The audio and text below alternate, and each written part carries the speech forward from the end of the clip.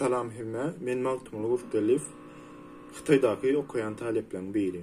Şugun men çıkış etmemin sebebi meni Türkmenistan'ın raýat hukmunda arada uyan bir mesele var. İlk ýylan aýsak sizin bilişiňiz ýaly biziň hökümetimiz 5-6 ýyl mundan zagran pasportyň möhletini 10 ýyldan 5 ýyla çenli süýşürdi. Ondan soňra universitetlerin spisek diýip bir spisek çykdy.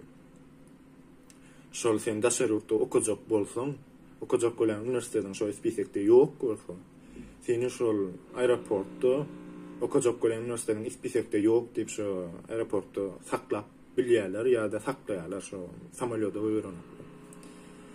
Soňra bir soňky bolan wakalaň biri bir Türkmenistanyň hökümetiniň haýyşy boýunça Türkiýe şo Türkmenistanyň raýatlaryna wizasyz girişi ýatyrtdy. Ine şu wakalardan soň siziň bir görüşiňiz ýaly öňüm kan açyk bolmadyk ýurdumyz ýuwaş-ýuwaşdan ýapylyp gidip barýar, ýuwaş-ýuwaşdan izolýasiýa bolup gidip barýar. Men ala detýän meselede şol, biziň ýurdumyzyň izolýasiýa bolup gitmegi.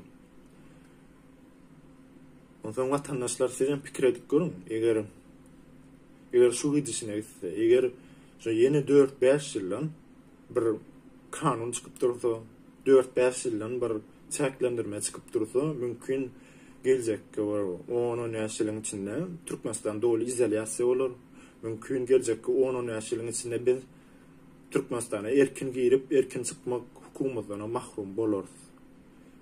Şoň üçin şu Siretdiyen vatandaşlarımıza ýüzlenýärin, ýa-da haýyş edýärin. Eger sizem izolýasiýada ýaşamak islemeýän bolsaňyz, gelin heniz wagtymyz baka, arzaýan video çekeliň, bilemok, şu mesele ünse çekeliň. Iň bolmana gelin ilk başda bir maslahat edip görelim. Biz nädip kanuny ýol bilen Türkmenistanyň izolýasiýa tarap gitmegini saklap bileriz.